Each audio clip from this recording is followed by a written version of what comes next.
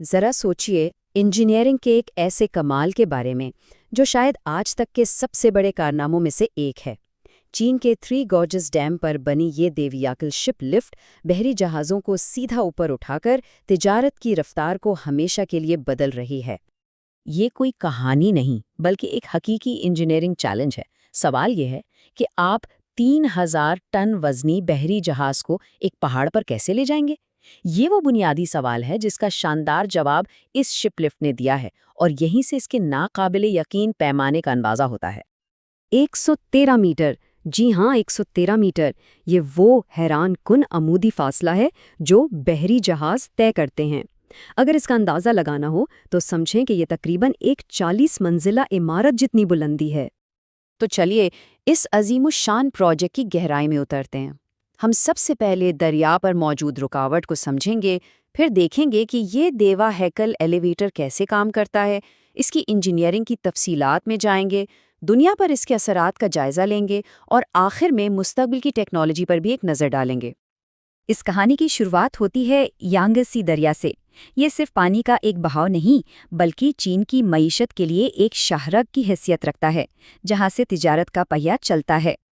لیکن اسی دریا پر بنا تھری گورجز ڈیم، جو بجلی اور سیلاب کی روک تھام کے لیے تو ضروری تھا، مگر اس تجارتی شاہراہ کے بیچ میں ایک دیوار بن کر کھڑا ہو گیا۔ اس نے دریا کی سطح میں ایک بہت بڑا فرق پیدا کر دیا، جس سے جہازوں کا گزرنا تقریباً ناممکن ہو گیا۔ اور یہاں آپ دیکھیں کہ مسئلہ کیا تھا اور اس کا حل کتنا شاندار ہے۔ پرانا طریقہ یعنی شپ لاکس، جس میں لگ بھگ 4 گھنٹے لگتے تھے، اور دوسری طرف ہے نیا طریقہ، یہ شپ لفٹ، صرف 40 منٹ۔ یہ صرف وقت بچانا نہیں ہے، یہ تو پورا گیم بدل دینے والی بات ہے۔ تو خلاصہ یہ ہے کہ دنیا کی مصروف ترین آبی گزرگاہوں میں سے ایک پر ایک بہت بڑا ٹریفک جام لگ گیا تھا۔ یہ ایک ایسا مسئلہ تھا جس کا حل روایتی طریقوں سے ممکن ہی نہیں تھا، اس کے لیے ایک انقلابی سوچ کی ضرورت تھی۔ تو اس مسئلے کا حل کیا نکالا گیا؟ ایک دیو ہیکل جہازی ایلیویٹر، ایک بالکل سادہ سا لیکن نہایت شاندار تصور جس نے سب کچھ بدل کر رکھ دیا۔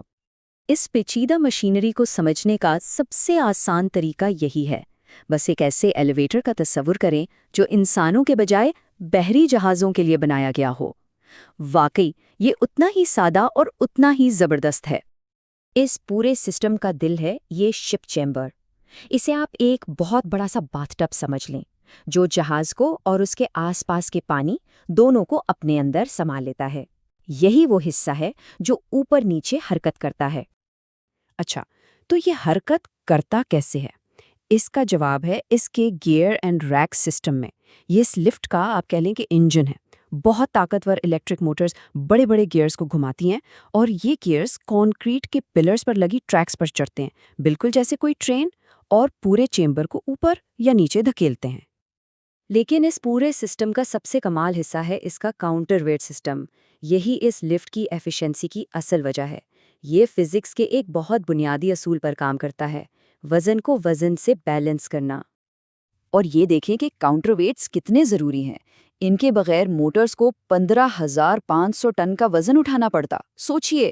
لیکن ان کاؤنٹر ویٹس کی بدولت موٹرز پر صرف 400 ٹن کا بوجھ پڑتا ہے۔ یہ 97% سے بھی زیادہ کی کمی ہے۔ کتنی زبردست توانائی کی بچت ہے۔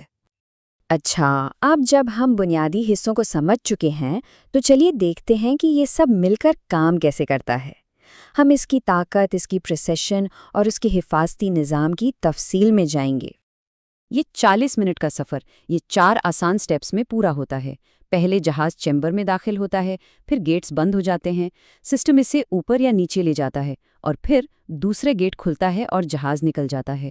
پورا عمل ایک گھڑی کی طرح بالکل آرام سے چلتا ہے۔ اتنے بڑے اسٹرکچر میں حفاظت یقیناً سب سے پہلے آتی ہے۔ یہ جو روٹری لاکنگ راڈز ہیں، یہ ایک حفاظتی جال کی طرح ہیں، بلکہ اس سے کئی زیادہ مضبوط۔ خدا نخواستہ کسی بھی ایمرجنسی میں یہ راڈز چیمبر کو فوراً وہیں لاک کر دیتی ہیں تاکہ وہ 1 انچ بھی نہ ہل سکے۔ اور اس کی مضبوطی کا راز اس کے ہر پرزے میں ہے۔